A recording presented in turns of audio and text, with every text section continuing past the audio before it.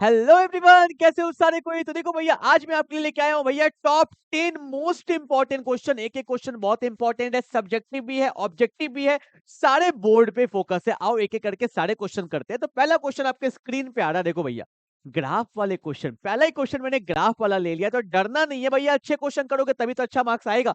तो देखो क्वेश्चन क्या दिया है, बोला observe the graph shown in the figure and answer the following question. यहाँ पे एक ग्राफ है log R naught by R, और यहाँ पे क्या है, टाइम। जो लोग अच्छे से पढ़ चुके हैं तो उनको पता होगा ये कौन से चैप्टर का क्वेश्चन। पहले मुझे ये बताओ, तो आपने पढ़ा होगा भैया केमिकल काइनेटिक्स, तो वहां पे ये ग्राफ आता है। और वहां पे कहा आता है, वहां पे अगर आपने पढ़ा होगा फर्स्ट ऑर्डर रिएक्शन, तो वहां पे आपको ग्राफ देखने को मिलता है। वहां पे दो ग्राफ है, एक तो लॉग वाला और एक एलएन वाला। और ये लॉग वाला ग्राफ है, तो ये भी मेरा फर्स्ट ऑर्डर का ही है। लॉग और एलएन दोनों ही क्या होता है, फर्स्ट ऑर्डर का ग्राफ होता है, ठीक है।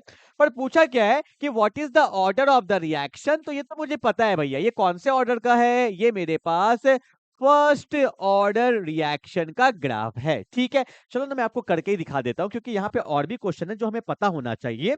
फर्स्ट ऑर्डर रिएक्शन जब आपने पढ़ा था, तो वहां पे आपको बताया जाता है कि रेट कांस्टेंट, के क्या है, रेट कांस्टेंट का जो फॉर्मूला होता है वो क्या होता है, k is equal to 2.303 by t log of R naught by R. ये होता है मेरा फॉर्मूला, किसका, रेट कांस्टेंट का।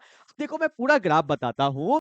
तो यहाँ पे क्या होगा, के टी को भेज दो ऊपर, तो यहाँ पे भैया क्या है, के टी है। और आपको पता है 2.303 ये भी एक कांस्टेंट है, के भी एक कांस्टेंट है। तो सारे कांस्टेंट को मैंने एक जगह पे रख दिया, तो क्या हो गया भैया, के बाई 2.303 इंटू टी हो गया। और यहाँ पे क्या बच गया, log of R naught by R. समझो, देखो मैं क्या बताने जा रहा हूं, ध्यान से देखिएगा, ठीक है। अब आपको पता होगा, कभी भी हम लोग ग्राफ का इक्वेशन बढ़ाते हैं तो ग्राफ का इक्वेशन क्या होता है, y is equal to M X plus C, ये इक्वेशन होता है। y का मतलब, बोलो जल्दी से बोलो, y का मतलब हो गया मेरा y एक्सिस हो गया, ठीक है। x का मतलब हो गया मेरा x एक्सिस हो गया। m क्या होता है भैया, मेरा स्लोप होता है। स्लोप मतलब कि भैया ग्राफ मेरा इंक्रीजिंग है या ग्राफ मेरा डिक्रीजिंग है। और c क्या होता है, c होता है मेरा इंटरसेप्ट। इंटरसेप्ट किसको बोलते हैं, कि जिस पॉइंट से ग्राफ इंक्रीजिंग होगा या जिस पॉइंट से ग्राफ डिक्रीजिंग होगा। क्लियर है ना। अब समझो ध्यान से, इसको मुझे इस इक्वेशन के फॉर्म में डालना है। तो मैंने क्या किया, इसको मान लिया y मान लिया, ठीक है। यहाँ पे दो टर्म है, ये पूरा कांस्टेंट वाला है और ये t टाइम है। तो इसको मैंने मान लिया m, इसको मैंने मान लिया x। और यहाँ पे c कुछ भी नहीं है, तो c कुछ भी नहीं है तो क्या मान लेंगे, जीरो मान लेंगे, ठीक है ना। अगर मैं ग्राफ को प्लॉट करता हूँ, ध्यान से देखो, सेम ग्राफ बना रहा हूँ बिल्कुल कंसेप्ट के साथ। y एक्सिस में कौन है, तो y एक्सिस में है log of R naught by R है, ठीक है। x एक्सिस में कौन है, टाइम है। अब देखो भैया, इंटरसेप्ट कुछ नहीं है तो जीरो है, मतलब ग्राफ कहां से स्टार्ट होगा, ओरिजिन से, जीरो से होगा, ठीक है। अब स्लोप क्या है, पॉजिटिव या नेगेटिव, कुछ नहीं है तो क्या है, प्लस है ना, प्लस मतलब इंक्रीजिंग। तो ये रहा स्लोप। तो देखो भैया, क्या हमने यही अभी ग्राफ देखा था, तो मैंने पूरा ग्राफ भी आपको बना के दिखा दिया। तो फर्स्ट ऑर्डर रिएक्शन का जो ये लॉग वाला ग्राफ होता है, इसका स्लोप क्या होता है, k बाय 2.303 होता है, ठीक है। पूरा कंसेप्ट में क्लियरिटी आ गया। अब ध्यान दो, क्लियरिटी के लिए आपको ये वाला फॉर्मूला पता होना चाहिए था, that's called the rate constant formula for the किसके लिए, फर्स्ट ऑर्डर रिएक्शन के लिए। ये ग्राफ पता होना चाहिए, ठीक है, मींस इक्वेशन पता होना चाहिए। अब देखो, बोला what is the slope of the curve, तो स्लोप आपने भी देखा क्या था, k बाय 2.303, ये स्लोप था मेरा, ठीक है ना। अगला चीज क्या बोला है कि what is the relation between k and T half. T half को हाफ लाइफ पीरियड बोलते हैं। जब आप फर्स्ट ऑर्डर रिएक्शन पढ़ोगे, अगर नहीं पढ़ा है तो मैं बता देता हूं, यहाँ पे एक रिलेशन होता है k एंड टी हाफ में। क्या ये होता है, क्या है भैया, कि टी हाफ जो होता है वो होता है 0.693 बाई के। ये अपने को पता होना चाहिए, टी हाफ का फॉर्मूला। इसको हम लोग हाफ लाइफ पीरियड भी बोलते हैं, 0.693 बाई के। और के मेरा क्या होता है, जल्दी बता दो, that is called rate constant, ठीक है। ये अपने को पता होना चाहिए। जल्दी से उतार लो फटाफट से, अच्छा क्वेश्चन था। ठीक है। ग्राफ वाले क्वेश्चन अक्सर लोग छोड़ देते हैं। देखो, आप खाली सोचोगे इजी इजी क्वेश्चन कर ले, कोई फायदा नहीं है। इसलिए मैंने पहला क्वेश्चन ही ग्राफ वाला लिया। कभी अच्छे क्वेश्चंस बन जाते हैं तो ये वाला आता है, ठीक है। और यहाँ से आपने सीख क्या क्या चीज लिया, दो दो चीज सीख लिया। रेट कांस्टेंट का फॉर्मूला भी देख लिया। उसके बाद हाफ लाइफ पीरियड कहाँ गया, अभी मैंने बताया था ना कहाँ गया, ये देखो हाफ लाइफ पीरियड का भी फॉर्मूला पता चल गया, ठीक है। तो ये सब चीज को ध्यान रखना है, ठीक है। चलो आगे बढ़ते अगले क्वेश्चन की तरफ। Question number 2, VVI question. Obvious सी बात है, वैसे मैंने सारे क्वेश्चन से इंपॉर्टेंट लिए हैं। ये किसका क्वेश्चन है, कोऑर्डिनेशन कंपाउंड का। बहुत अच्छा क्वेश्चन है। क्या बोला है कि using valence bond theory right the hybridization and magnetic character of the complex. देखो बहुत अच्छा क्वेश्चन है ये वाला। यहाँ पे है Ni, यहाँ पे क्या है CO4। तो बहुत लोग को डाउट आता है सर ये कोबाल्ट है क्या? नहीं, यही छोटा छोटा डाउट को दूर करिए। कोबाल्ट होता है C बड़ा O छोटा, दैट्स कॉल्ड कोबाल्ट, ठीक है। और यहाँ पे C भी बड़ा है O भी बड़ा है, इसको बोलते हैं कार्बन मोनोऑक्साइड। क्या बोलते हैं बोलो भैया? कार्बन मोनोऑक्साइड बोलते हैं, ठीक है। या इसको कार्बोनिल भी बोला जाता है। क्या बोला जाता है बोलो? कार्बोनिल ग्रुप भी बोला जाता है, कार्बोनिल। और एक बात बता देता हूं, ये एक टाइप का लिगेंड है। देखो इसका स्ट्रक्चर कुछ ऐसा होता है, C ट्रिपल बॉन्ड O पे प्लस है, कार्बन पे माइनस है, यहाँ से डोनेट कर सकता है। ये एक लिगेंड है, और वो भी कैसा लिगेंड है? It is N strong field ligand, ठीक है, स्ट्रॉन्ग लिगेंड होता है। और ये भी आपको पता होना चाहिए, जो स्ट्रॉन्ग फील्ड लिगेंड होता है उसके पास पावर होता है कि वो इलेक्ट्रॉन को पेयर कर सकता है, ठीक है। अगर ये सब बात बेसिक नहीं पता होगा तो दिक्कत आएगा। और एक बात बता देता हूं कि जिसका हाइब्रिडाइजेशन sp3 होता है उसका शेप कैसा होता है? टेट्राहेड्रल होता है, ठीक है। तो ये सब पता होना चाहिए। अब स्टार्ट करें क्वेश्चन को। तो मेरे को बताना है भैया, इसका मेरा क्या क्या बताना है? हाइब्रिडाइजेशन बताना है, शेप भी बता देंगे, मैग्नेटिक कैरेक्टर भी बताना है। आओ देखो, यहाँ पे चार्ज कुछ नहीं है, मतलब न्यूट्रल कंपाउंड है, जीरो चार्ज है। कार्बोनिल का भी चार्ज जीरो ही होता है, देखो प्लस माइनस जीरो है। तो निकल पे भी चार्ज क्या रहेगा? जीरो, ठीक है। सब पे चार्ज क्या? जीरो है, न्यूट्रल कंपाउंड है। निकल का एटॉमिक नंबर कितना होता है भैया? 28। बोलो ना क्या? निकल का एटॉमिक नंबर कितना होता है? 28 होता है। तो देखो क्या बोलेंगे, यहाँ पे मैं लिख सकता हूँ आर्गन 18 4s2 3d8। ये इसका इलेक्ट्रॉनिक कन्फिगरेशन होता है। क्या होता है बोलो? आर्गन 18 4s2 3d8, ठीक है। देखो एक बात ध्यान से देखना, यहाँ पे इसको लिखेंगे कैसे? कैसे लिखेंगे जल्दी बताओ। पहले कौन आता है? 3d ऑर्बिटल आता है, दैट्स कॉल्ड 3d ऑर्बिटल, ठीक है। 1 2 3 4 5 6 7 8 लिख दिया। 3d के बाद कौन आता है भैया? 4s है। 4s में कितना इलेक्ट्रॉन है? 2 इलेक्ट्रॉन है। और आपको पता होना चाहिए 4s के बाद जो आता है वो 4p आता है। ये वैकेंट रूम है, खाली पड़ा था, ठीक है। 4p के बाद 4d आता है, वो भी खाली है। नीड पड़ेगा तो लिख देंगे, पर यहाँ पे नीड नहीं पड़ता है, ठीक है। अब आप बोलोगे सर कैसे पता नहीं पड़ता है? जब चार होता है लिगेंड तो 4d तक नहीं जाना पड़ता है, ठीक है। अब देखो बना दिया अच्छे से। 3d में 8 है, 4s में 2 है, 4s के बाद 4p, 4p के बाद 4d, ठीक है। दिखाना चाहो तो दिखा सकते हो। अब देखो भैया हाइब्रिडाइजेशन निकालते कैसे हैं, कि निकल के पास आने वाला कौन है। अब चाहो तो इसको यहाँ पे जितना अच्छा दिखा सकते हो उतना अच्छा दिखाएंगे हम लोग, ठीक है। अब बताओ निकल के पास आने वाला कौन सा लिगेंड है? कार्बोनिल। अब कार्बोनिल स्ट्रांग है या वीक? जल्दी बता दो। स्ट्रांग। तब जब कार्बोनिल आ रहा था, देखो ना कि कार्बोनिल, कार्बन मोनोऑक्साइड या carbonyl is a strong field ligand. आप एग्जाम में पूरा लिखोगे, carbonyl is a strong field ligand, so the electrons get paired. तो यहां पे इलेक्ट्रॉन्स क्या हो जाएगा? पेयर्ड होना स्टार्ट हो जाएगा, ठीक है। यही तो काम होता है। देखिए अब क्या होगा, देखो ध्यान से, ये इसमें पेयर्ड हो जाएगा, ये जगह खाली है तो ये इसमें आ जाएगा, ठीक है। खाली एक भी नहीं छोड़ना, एकदम सीक्वेंस में जाएंगे। तो अब क्या हुआ देखो, यहाँ पे क्या है? 1 2 3 4 5, 1 2 3 4 5 6 7 8 9 10। 3D पूरा फुलफिल हो गया ना? देखो कैसे हुआ, ये तो पूरा फुलफिल था, ये इसमें आ गया, ये जगह खाली था, ये इसमें आ गया। अब देखो यहाँ पे 4s खाली है और यहाँ पे 4p भी खाली है। कितना रूम खाली हो गया? 4। और लिगेंड भी कितना आने वाला था? 4। देखो ना 4 लिगेंड था, तो ऐसे दिखाना, ये आया को, सीओ को, यहाँ भी को, यहाँ भी को, ठीक है भैया। That's called carbonyl group. आ गया। तो हाइब्रिडाइजेशन यही तो होता है। बताओ कहां कहां पे आया? एक रूम में आया एस में, 3 रूम आया पी में, ठीक है। कितना रूम लगा? 4 रूम लगा ना, एक एस का और 3 पी का। तो इसका जो हाइब्रिडाइजेशन होगा, इसको थोड़ा सा मुझे साइड करना होगा। नहीं होगा क्या? इसको रब कर दूं क्या? आपने उतार ही लिया होगा ना। चलो भैया इसको रब कर देते हैं, ठीक है। अब देखो कहां कहां पे रूम लिया है, एक एस का और 3 पी का। तो इसका जो हाइब्रिडाइजेशन होगा वो क्या होगा? sp3। क्लियर है ना? कार्बोनिल स्ट्रॉन्ग फील्ड लिगेंड था, इलेक्ट्रॉन पेयर हुआ, पेयर होने के बाद सब साइड हो गया, जो जो रूम खाली था नया नया मेहमान को रुकवा दिए। और जिसका हाइब्रिडाइजेशन sp3 होता है उसका ज्योमेट्री कैसा हो जाएगा भैया? टेट्राहेड्रल। इसलिए पहले मैंने बता दिया था। अब मैग्नेटिक कैरेक्टर बोला है तो आपको पता होना चाहिए, जहां पे सारे इलेक्ट्रॉन्स पेयर्ड होते हैं, सारे पेयर्ड होना चाहिए, सारे। तो उसको हम लोग बोलते हैं डायामैग्नेटिक। क्या बोलते हैं? डाय मतलब दो, सब इलेक्ट्रॉन पेयर्ड है, तो ये मेरा क्या हो जाएगा? डायामैग्नेटिक हो जाएगा। तो एग्जाम में बिल्कुल ऐसे ही दिखाना है। इसका हाइब्रिडाइजेशन sp3, ज्योमेट्री टेट्राहेड्रल, और इसका जो मैग्नेटिक बिहेवियर है वो क्या है? डायामैग्नेटिक है। और आपको पता है CO एक स्ट्रॉन्ग फील्ड लिगेंड है, सारा इलेक्ट्रॉन को पेयर्ड अप कर देगा। ये अनपेयर्ड था, पेयर हो गया, ये इसमें चला गया, तो अपना फिर काम हो गया। क्लियर है ना? जल्दी से उतार लेंगे फटाफट से। अच्छा क्वेश्चन था ये वाला। चलो क्वेश्चन नंबर 1 2, ठीक है, जल्दी जल्दी करो, जल्दी जल्दी करो।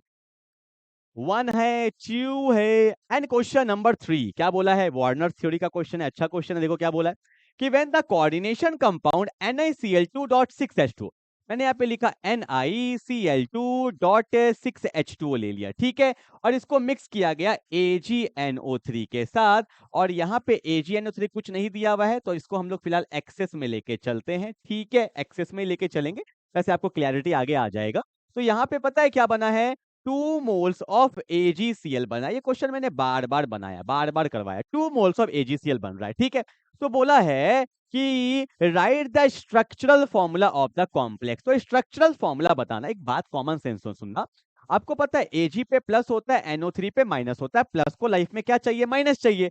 तो भैया यहाँ पे एक चीज तो क्लियर हो गया कि 2 मोल बना है AgCl का, तो एक Ag के साथ एक Cl, एक Ag के साथ एक Cl, मतलब AgNO3 का यहाँ पे 2 मोल कंज्यूम हुआ, ये भी पता चल जाता ना। अरे एक Ag के साथ एक Cl, एक Ag के साथ एक Cl, तभी तो 2 मोल AgCl बना, मतलब यहाँ पे AgNO3 का 2 मोल कंज्यूम हुआ होगा। अब सुनो ध्यान से, अब आपको पता है कि भैया यहाँ पे जो कॉम्प्लेक्स है, आपको पता होगा कि कॉम्प्लेक्स के अंदर जो होता है वो आयोनाइज नहीं होता है, और जो कॉम्प्लेक्स के बाहर होता है वो आयोनाइज हो सकता है, और वो रिएक्शन में भी जा सकता है। मतलब 2 Cl रिएक्शन में गया, देखो वाटर गद्दारी नहीं किया, Cl यहाँ पे गद्दारी कर गया भैया, किसी और के साथ चला गया, मतलब यहाँ पे H2O 6 तो भैया मेटल के साथ है, नहीं जाएगा छोड़ के, पर Cl2 डब्बा के बाहर था, इसलिए तो वो आयोनाइज हो गया। आयोनाइज हो गया मतलब रिएक्शन में चला गया, तो ये मेरा क्या हो गया? कोऑर्डिनेशन कंपाउंड का फॉर्मूला, दैट इज NiH2O6Cl2, क्योंकि जो बाहर होता है वो आयोनाइज हो सकता है और वो रिएक्शन में जा सकता है। क्लियर है? That's called the structural formula of the complex. Clear है?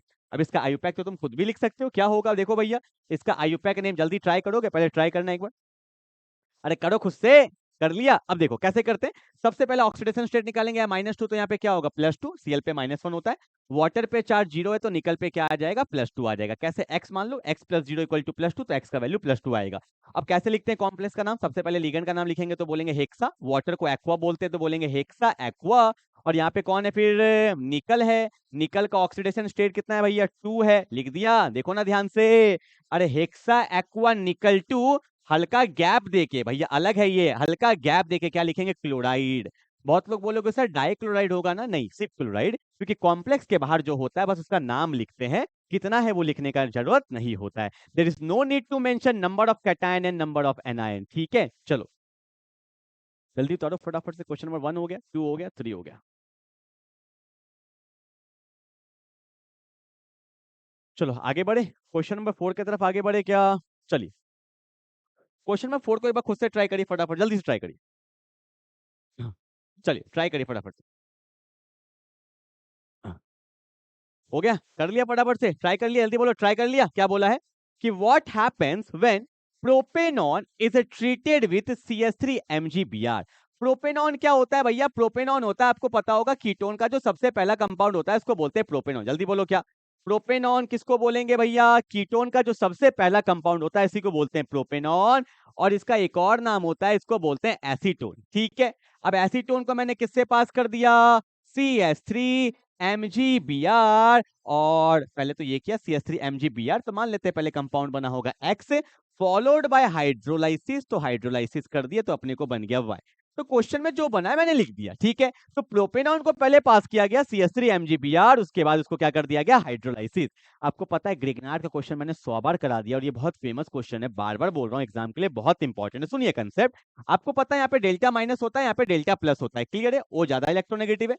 ये क्या है? ये है मिथाइल मैग्नीशियम ब्रोमाइड। देखो मैं दिखाता हूँ, ये एक्चुअल में क्या है? मिथाइल मैग्नीशियम ब्रोमाइड है। आपको पता है मैग्नीशियम मेटल है, कार्बन नॉन मेटल है, ये इलेक्ट्रॉन को अपने तरफ खींचता है। यहाँ पे डेल्टा प्लस और यहाँ पे डेल्टा माइनस। कार्बन पे माइनस पहली बार तो भैया पूरा एक्साइटेड हो जाता है, ये तुरंत बॉन्ड को तोड़ेगा और ये किसके तरह काम करने लगता है, न्यूक्लियोफाइल की तरह काम करने लगता है। CH3 पे माइनस, ये क्या करता है, अटैक करेगा, एक बॉन्ड बनेगा तो एक बॉन्ड टूटेगा। तो यहाँ पे क्या बन गया, CH3 था, कार्बन के ऊपर कौन आ जाएगा, एक बॉन्ड टूट गया तो O पे माइनस है, यहाँ पे भी CH3 है और यहाँ पे भी CH3 है। क्लियर है? अ, एक सेकेंड, हाँ चलिए हो गया।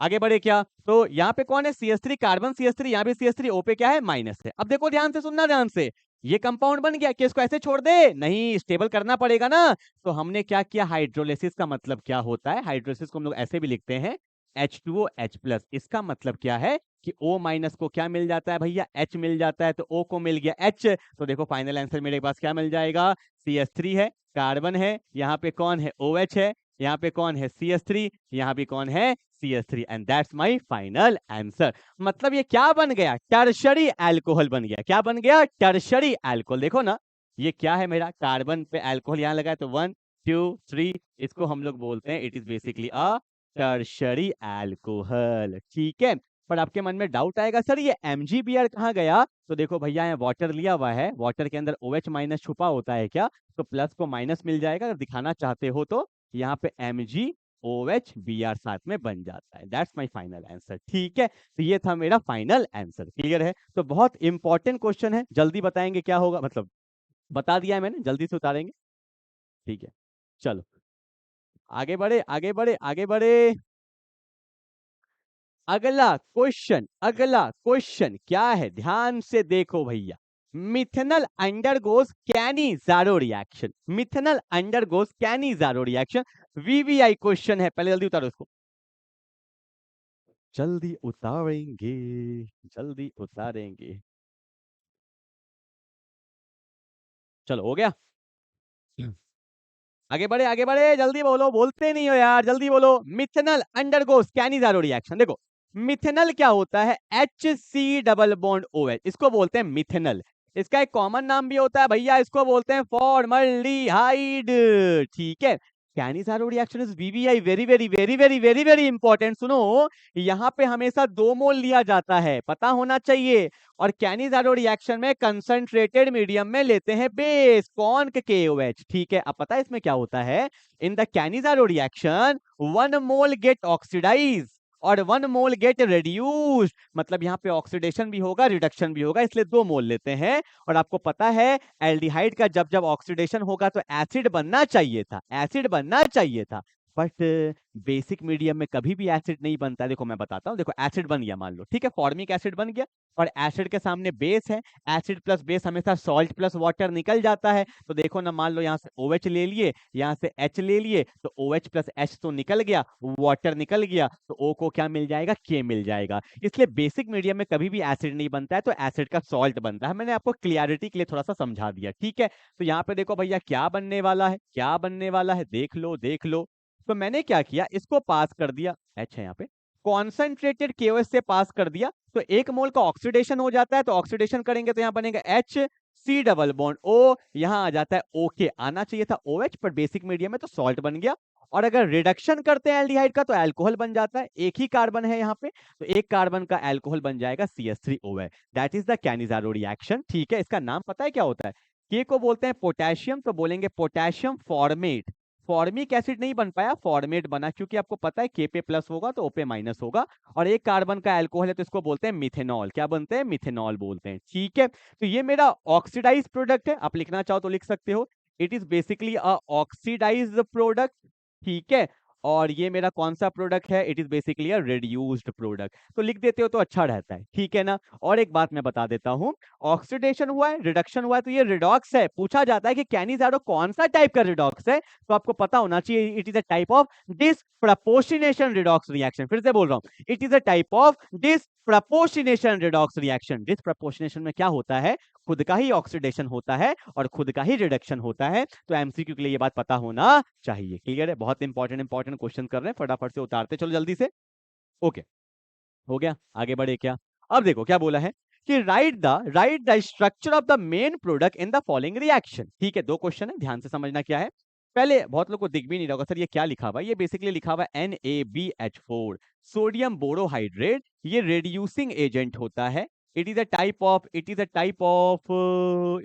ऑफ रेड्यूसिंग एजेंट है, ये रेड्यूसिंग एजेंट है, ठीक है। और मेनली ना इसको हम लोग यूज करते हैं एल्डिहाइड के लिए और कीटोन के लिए, ठीक है। ये ईस्टर को रिड्यूस नहीं कर सकता, पता होना चाहिए, ठीक है। मेनली इसको एल्डिहाइड और कीटोन के लिए यूज करते हैं। देखो क्या है, ये कंपाउंड है CH2 डबल बॉन्ड OCH3, ये ईस्टर है, इसको ये रिड्यूस नहीं करेगा। और ये क्या है, कीटोन है। और कीटोन का जब जब रिडक्शन होता है तो ये किसमें कन्वर्ट हो जाता है, एल्कोहल में, ठीक है।